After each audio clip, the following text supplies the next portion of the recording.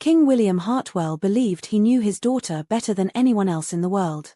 After all, he had watched Princess Charlotte grow from a curious little girl who followed him through palace corridors into a poised and intelligent woman admired throughout the kingdom. She was kind without being naive, confident without being arrogant, and unlike many members of the royal family, she seemed genuinely comfortable in her own skin. At least that was what everyone believed, including her father. Especially her father. By the age of 36, Charlotte had become one of the most beloved royals in the country. She attended charitable events, visited hospitals, supported educational programs, and rarely missed an official engagement. Newspapers praised her warmth. The public admired her composure. Palace staff often remarked that she was the easiest member of the family to work with. She smiled often. She never complained. She always seemed fine. And because she seemed fine, nobody asked too many questions. The first sign appeared 3 years earlier. Charlotte quietly stopped attending family dinners whenever possible. At first, nobody noticed. Then they assumed she was busy. The king certainly did. Whenever Charlotte declined an invitation, there was always a reasonable explanation. Work, travel, meetings, charity obligations. Life was complicated. The explanations made sense. What nobody considered was that the excuses were becoming increasingly frequent. The second sign arrived months later. Charlotte stopped painting. As a child, she loved painting more than almost anything else. Entire rooms of the palace once displayed landscapes she created during summer holidays. Even as an adult, she often escaped to a small studio overlooking the gardens whenever she needed peace. Then one day, she stopped going. The studio remained untouched for nearly 2 years. Nobody noticed. Or if they did, they assumed she had simply lost interest. The third sign was harder to see because it hid behind success. Charlotte worked more. Much more. She filled every empty hour with obligations. If a charity requested her help, she accepted. If an organization invited her to speak, she agreed. The busier she became, the more people praised her dedication. No one stopped to wonder why she seemed incapable of being alone, least of all her father. One rainy afternoon, while reviewing schedules with his secretary, King William glanced at Charlotte's upcoming calendar and frowned. "Is this correct?" "What do you mean, Your Majesty?" Charlotte was scheduled for 42 public engagements over the next 6 weeks. The secretary nodded. "Yes. She works harder than any of us." Neither of them realized the schedule was not evidence of health. It was evidence of avoidance. The truth finally began revealing itself during the annual Christmas gathering. For decades, the royal family had spent Christmas Eve together at Hartwell Palace. It was one of the few traditions everyone protected fiercely, regardless of politics or schedules or disagreements. This year felt no different. The palace glowed with candlelight. Children ran through. One moment she was speaking with guests. The next, she collapsed. The entire room froze. Doctors arrived quickly. Within minutes, they assured everyone that her condition was not life-threatening. Exhaustion, they said. Stress. Nothing serious. The family accepted the explanation. Everyone except Queen Eleanor. That night, while Charlotte rested upstairs, the Queen sat beside her daughters' bed and noticed something she had never seen before. Charlotte quickly moved them into a drawer when she noticed her mother looking too quickly. The gesture lasted less than a second. Yet it changed everything. The following morning, Eleanor quietly asked a question. "Charlotte, are you happy?" The hesitation lasted only a few seconds. But mothers notice things other people miss. Then Charlotte smiled. The same smile everyone knew.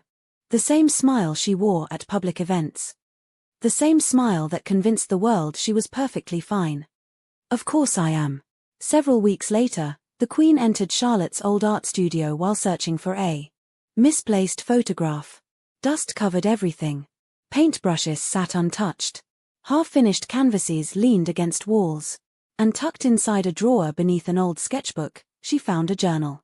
Eleanor had no intention of reading it. Because written across the page were words she never expected to see from her daughter. "I am tired of pretending I am okay." And for the first time, someone in the royal family realized there was a version of Princess Charlotte nobody had truly seen. Not even the father who loved her most. For several minutes, Queen Eleanor sat alone in the dusty art studio staring at the sentence written across the page. Yet they unsettled her more than any scandal, political crisis, or medical diagnosis ever could. Because they belonged to Charlotte. The daughter everyone described as strong. The daughter who never caused problems. The daughter who always seemed fine. Slowly, Eleanor opened the journal. At first, she told herself she would only read enough to understand whether her daughter was truly in danger. But after the first few pages, she could no longer stop. The entries stretched across several years. Some were short. Others filled entire pages. And with every paragraph, a different picture of Charlotte began to emerge. Not the confident princess admired by the public. Not the tireless royal praised by newspapers. But a woman carrying an exhaustion so deep that she no longer remembered what life felt like without it. One entry caught Eleanor's attention immediately. Everyone keeps telling me how lucky I am. I know they mean well. But sometimes I wish someone would ask whether I'm happy instead. The Queen closed her eyes. Because she had never asked that question either. Not really. Another entry described the endless public appearances. The smiling. The speeches. The photographs. The pressure of always appearing grateful, composed, and available. I don't remember the last time I spent a day doing something simply because I wanted to. I only remember doing what was expected. As Eleanor continued reading, guilt settled heavily in her chest. The signs had always been there. The abandoned paintings. The impossible schedule. The growing isolation. The exhaustion hidden behind a perfect smile. Charlotte had not hidden her pain because she was deceptive.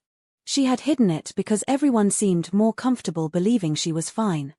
That evening, Eleanor brought the journal to King William. The king listened quietly as she explained what she had discovered. At first, he looked confused. Then defensive. Then deeply troubled. Charlotte would have told us if something was wrong. Instead, she handed him the journal. The king spent the next 2 hours reading. By the end, he looked years older. There was one entry in particular he returned to several times. I know Father loves me. I have never doubted that. But sometimes I wonder if he loves the person I am or the version of me that never causes concern. The sentence struck him harder than anything else. Because, for the first time, he understood the terrible misunderstanding that had grown between them. William loved his daughter fiercely. Yet much of that love had been expressed through admiration. Admiration for her competence. Her reliability. Her strength. Without realizing it, he had rewarded her most whenever she appeared unaffected. And Charlotte, eager not to disappoint anyone, had learned to hide everything that might look like weakness. 3 days later, the king requested a private meeting. Charlotte arrived expecting another discussion about royal engagements. Instead, she found both parents waiting in the palace conservatory. Sunlight streamed through the glass ceiling above them. Flowers filled the room. Yet the atmosphere felt strangely serious. Charlotte immediately sensed something was wrong. Then she saw the journal resting on the table. The color drained from her face. For several seconds, nobody spoke. Finally, she whispered. The silence that followed felt fragile. Then William spoke. Why didn't you tell us? Tell you what? Dad, I spent years trying. What do you mean? When I stopped painting. When I started working constantly. When I stopped coming to family dinners. I thought someone would notice. Because he remembered all those moments. And he remembered dismissing every one of them. Busy, tired, focused, successful. He had mistaken coping for thriving, strength for happiness. For the first time in many years, William found himself unable to defend his actions. I thought you were all right. I know. Simply the exhausted tears of someone who had spent too long carrying a weight alone. The Queen immediately moved to her side. But it was the king who surprised everyone. He crossed the room and knelt beside his daughter. Not as a monarch, not as a ruler, simply as a father. I'm sorry. The words were so unexpected that she almost didn't know how to respond. William swallowed hard. But somewhere along the way, I stopped looking closely enough to see you. And for the first time in years, she allowed herself to be comforted. Not as a princess. Not as a public figure. Just as a daughter. The months that followed were not magical. Charlotte did not suddenly become happy. Healing rarely works that way. Instead, she began making small changes. She reduced her schedule, returned to painting. Spent weekends away from the palace. Learned how to say no without feeling guilty. Most importantly, she stopped pretending.